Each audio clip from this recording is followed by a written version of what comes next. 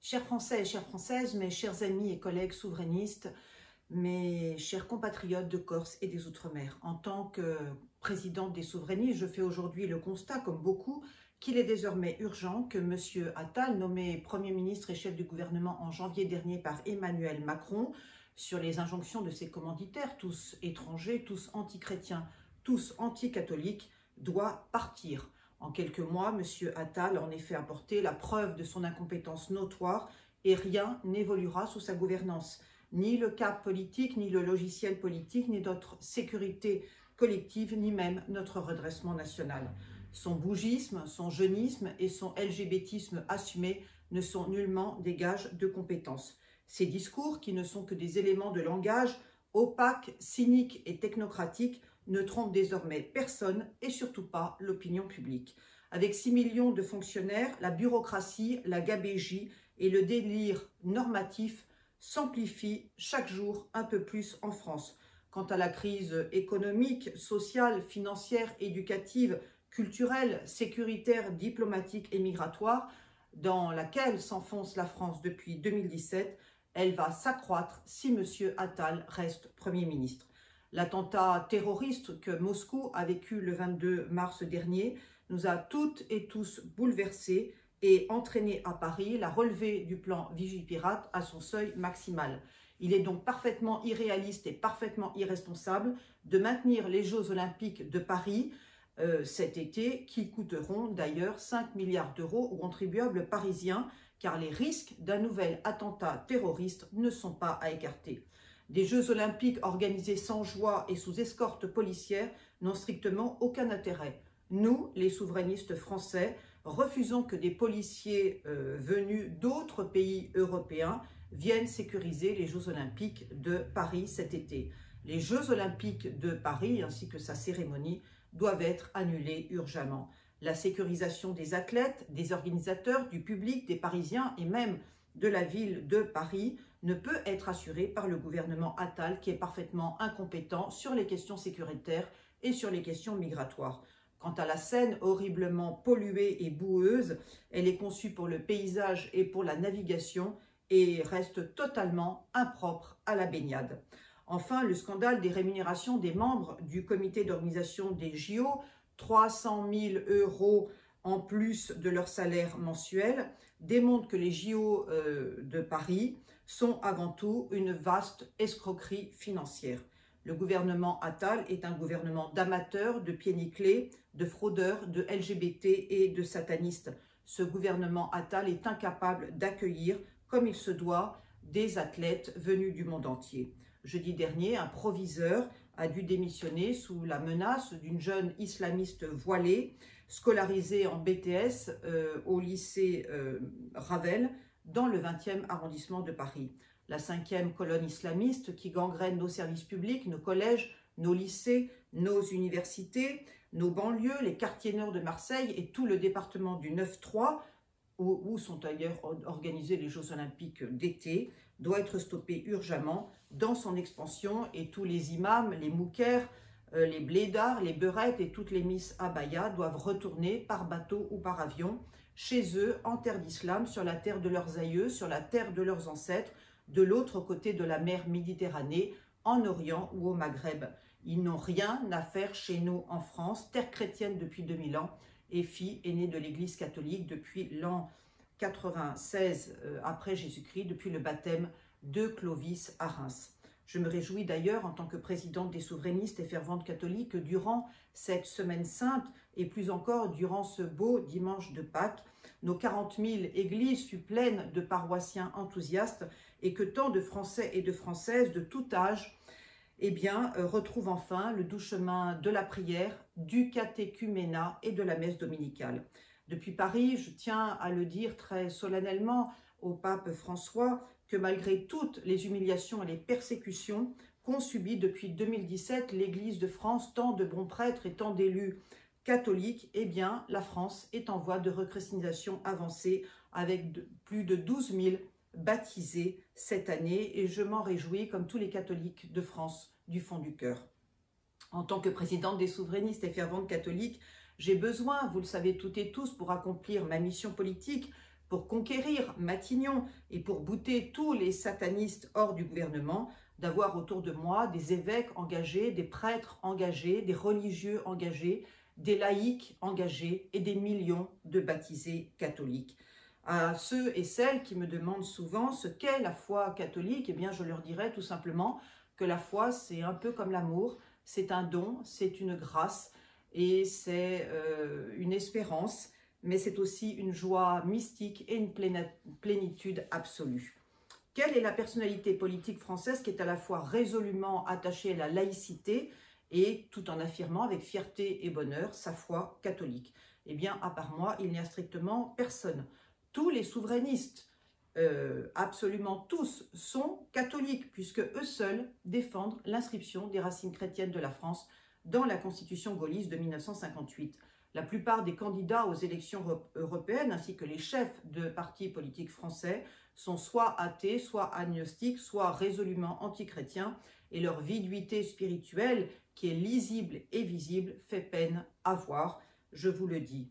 Quant à Emmanuel Macron, qui a placé des Israélites à la tête de toutes nos institutions républicaines, de l'Assemblée nationale jusqu'au secrétariat général de l'Élysée, et qui a nommé tant de ministres LGBT au sein de ses gouvernements successifs, il a, depuis 2017, trahi ouvertement son électorat le plus fidèle et le plus loyal, bafoué son baptême catholique, trahi son statut emblématique de chanoine de Latran, humilié le Conseil des évêques de France en raison des engagements pris au Bernardin le 9 avril 2018. J'étais dans la salle et j'ai entendu ces engagements qu'il n'a jamais respectés, offensé ouvertement le pape François, en dépit des 3 entrevues solennelles que le Saint-Père lui a accordées, et en particulier la plus récente à Marseille, ma très chère ville natale, le 23 septembre 2023, outragé Notre-Dame de Paris en lui imposant un mobilier moderniste totalement inadapté à la prière et à la liturgie catholique, et blessé durablement les catholiques de France par ses lois,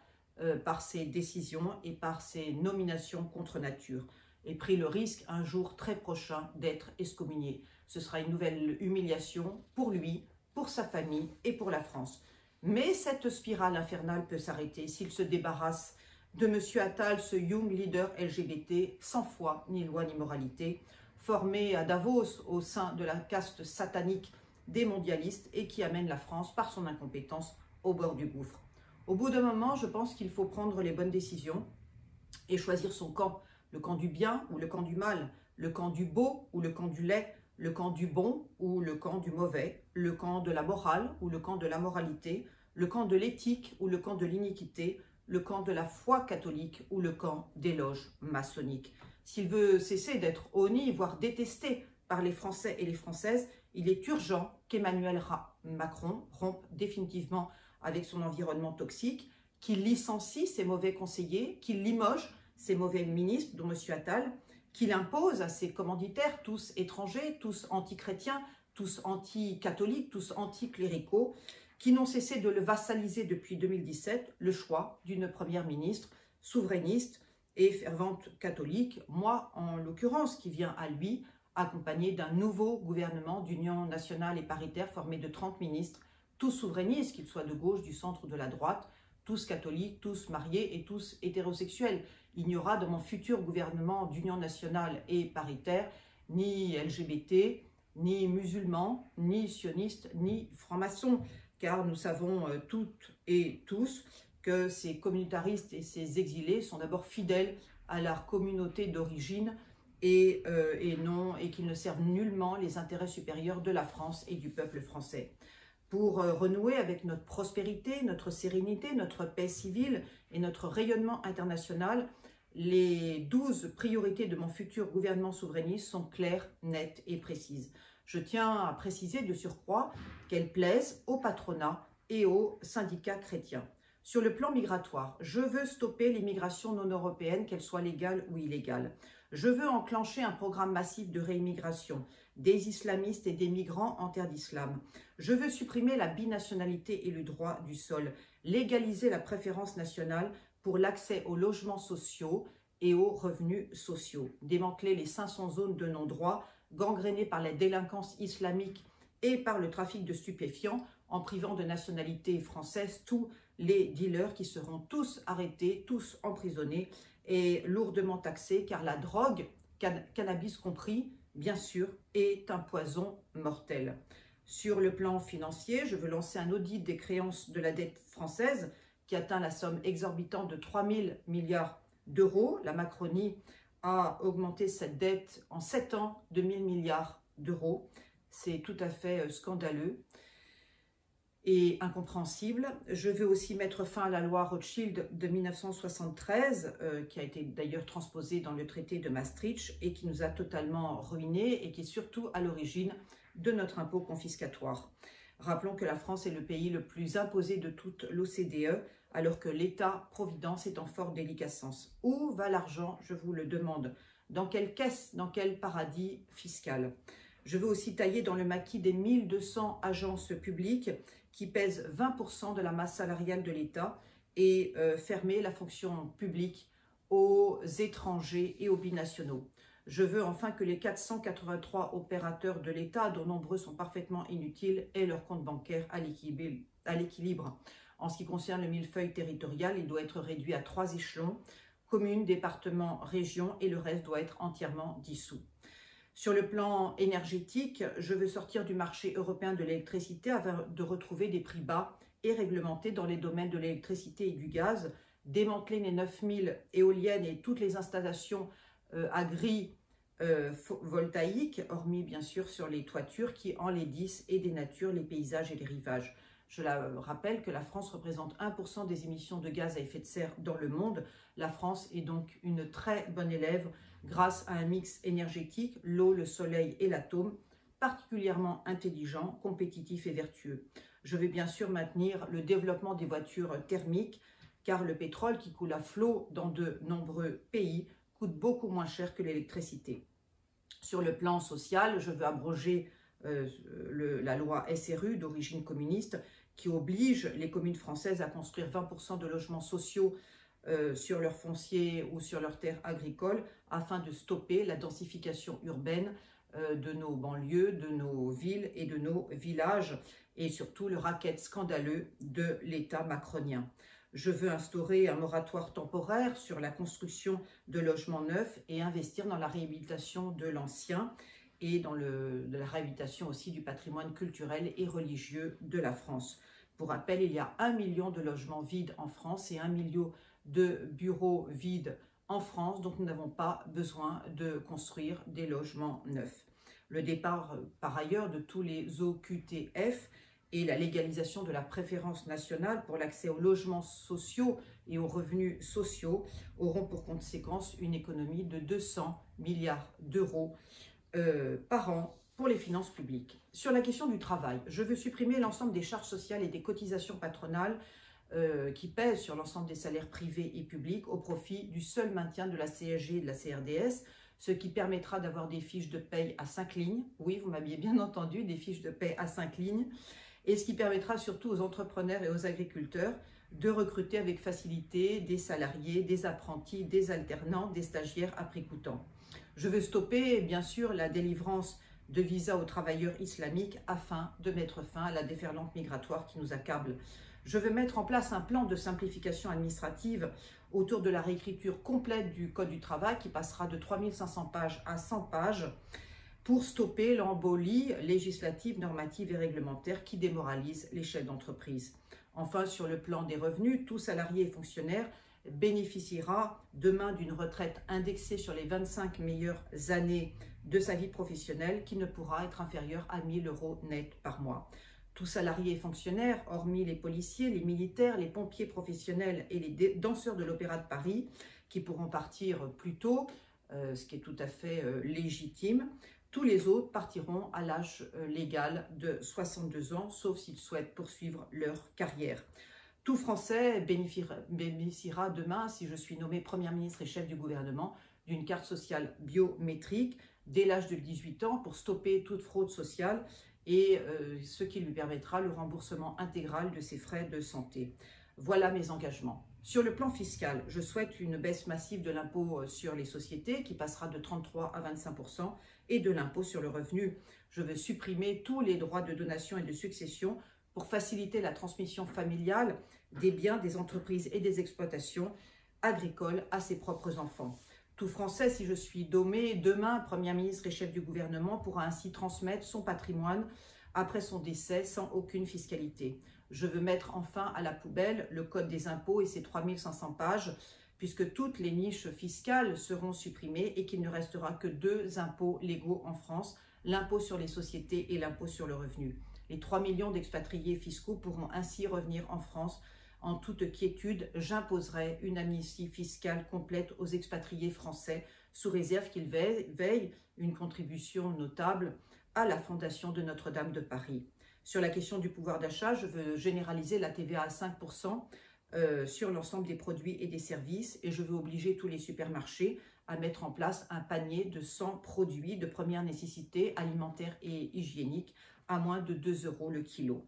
Sur le plan environnemental, je veux interdire les méga-bassines, hormis dans certains départements bien spécifiques qui n'ont pas d'eau. Mais vous savez, en France, avec toutes les pluies que nous avons subies durant ces derniers mois, toutes les nappes phréatiques sont pleines.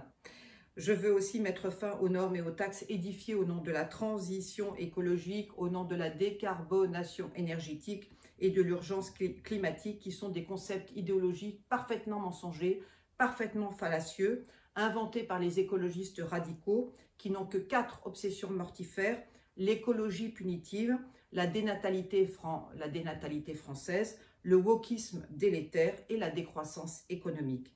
Je veux aussi supprimer l'étiquetage produit Made in UE qui ne veut strictement rien dire. Il faut une traçabilité obligatoire des produits agricoles et la nomination précise de tous les ingrédients dans les produits alimentaires et en particulier dans les boissons industrielles, comprises en particulier celles qui viennent de l'export.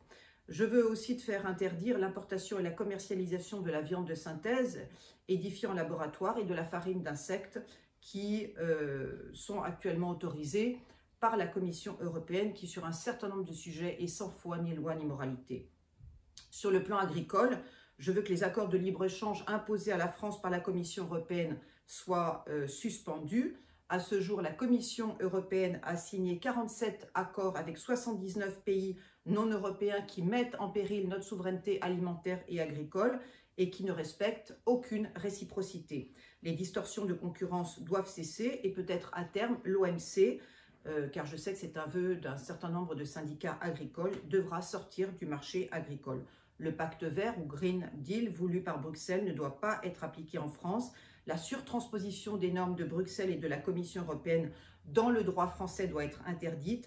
Des droits de douane élevés doivent être appliqués sur tous les produits ukrainiens et en particulier sur les volailles, sur les œufs, sur le sucre et sur les céréales. Pour rappel, la Commission européenne a importé 400 000 tonnes de sucre ukrainien en 2023 contre 20 000 en 2019 qui mettent en péril la filière des betteraviers français. Sur le plan communautaire, la France doit récupérer les 27 milliards d'euros qu'elle a versés à la Commission européenne et chaque agriculteur actif doit pouvoir bénéficier de la prime PAC, de la politique agricole commune, qui doit être indexée sur l'hectare ou sur la tête de bétail avec un plafonnement bien sûr pour les plus fortunés qui sont estimés à 162 exploitations et qui n'en ont pas besoin.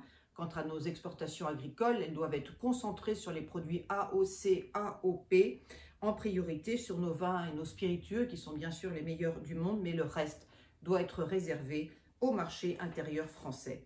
Sur le plan éducatif, l'excellence et la méritocratie scolaire doivent retrouver leurs lettres de noblesse au sein des écoles, des collèges, des lycées, des grandes écoles et des universités françaises. L'obtention du brevet du collège et la maîtrise de l'orthographe doivent revenir obligatoires pour accéder au lycée général et au lycée technologique. Quant aux anciennes filières du baccalauréat, L, S, ES et T, je souhaite qu'elles soient remises en place dès la classe de première et ce, dès la rentrée prochaine. Enfin, il faut réhabiliter les mathématiques pour que la France redevienne cette grande nation d'ingénieurs et d'inventeurs qui a fait son succès durant les siècles derniers et qui est au cœur de notre urgente réindustrialisation. Concernant la loi scélérate de 2001 sur l'éducation obligatoire à la sexualité, imposée aux enfants français dès la maternelle et qui a pour but de sexualiser et de LGBTiser les mineurs. Elle sera entièrement abrogée, tout comme la loi Taubira de 2013 sur le mariage homosexuel et l'homoparentalité, si je suis nommée Première ministre et chef du gouvernement. Sur le plan foncier, mon gouvernement souverainiste veut une France de propriétaires et généralisera le prêt bonifié à 1% pour tous les couples français et mariés désireux d'acquérir un bien immobilier. Mon futur gouvernement souverainiste sacralisera aussi le droit de propriété, ce qui signifie que les réquisitions et les saisies seront dorénavant strictement interdites. Sur le plan démographique, je veux mettre en place une politique nataliste volontariste avec la création d'une allocation familiale dès la naissance du premier enfant pour les couples français et mariés les plus vulnérables. Je veux aussi allonger le congé maternité à 1 an, comme au Danemark, avec un salaire maternel plafonné, car rien n'est plus essentiel pour un nourrisson que de passer du temps avec sa mère. Je veux aussi mettre en place un congé parental à mi-temps, temps partiel ou temps plein, que pourra prendre le père ou la mère jusqu'aux 3 ans de l'enfant, date obligatoire de la scolarité en maternelle. Je veux aussi supprimer toute fiscalité pour les couples français et mariés, parents de 5 enfants et plus, car le renouvellement des générations et non la promotion de l'avortement ou la légalisation de l'euthanasie, chère à la Macronie, est pour les souverainistes une priorité absolue. Enfin, sur le plan diplomatique, et c'est là ma 13e proposition, je militerai aux côtés de mon futur ministre des Affaires étrangères pour que la France mette fin aux sanctions iniques imposées à la Russie depuis 2 ans et qu'elle apporte son soutien plein et entier au projet de traité de paix proposé par Vladimir Poutine, président de la Fédération de la Russie, brillamment réélu. Ce traité de paix qui reprend le contenu des accords de Minsk exige la dénazification du gouvernement ukrainien, la non-adhésion de l'Ukraine à l'OTAN et à l'UE des 27 et la redéfinition des frontières géographiques entre les deux belligérants. Les Ukrainiens, qui sont tous crédules, croient défendre leur patrie alors qu'ils défendent les intérêts industriels de BlackRock et de Vanguard qui possèdent, je tiens à le rappeler, 90% des terres agricoles ukrainiennes. Le traité de paix proposé par Vladimir Poutine est donc pertinent et légitime. Il doit être signé urgemment par M. Zelensky avant son exil définitif à Tel Aviv auprès de ses parents, puisque M. Zelensky n'est pas ukrainien, mais juif et israélite, et que toute sa famille réside à Tel Aviv. Espérons que le Parlement français sera donc convaincu par mes 13 propositions souverainistes et qu'il limogera par une motion de censure urgente et légitime le gouvernement de M. Attal, le gouvernement le plus décadent, le plus débauché, le plus LGBTisé, le plus incompétent, le plus dépensier et le plus belliqueux de la Ve République. M. Attal limogé, je demeure persuadée qu'Emmanuel Macron acceptera enfin la main secourable et souverainiste que je lui tends et qu'il me nommera Première ministre et chef du gouvernement, car mon programme souverainiste est le meilleur sur le plan économique, sur le plan financier, sur le plan social, sur le plan agricole, sur le plan éducatif, sur le plan culturel, sur le plan sécuritaire et sur le plan migratoire pour redresser la France et sortir notre pays bien-aimé du déclin abyssal dans lequel elle s'enfonce depuis 2017. Vive la démocratie, vive le peuple souverain, vive la France souveraine, entreprenante et résolument chrétienne.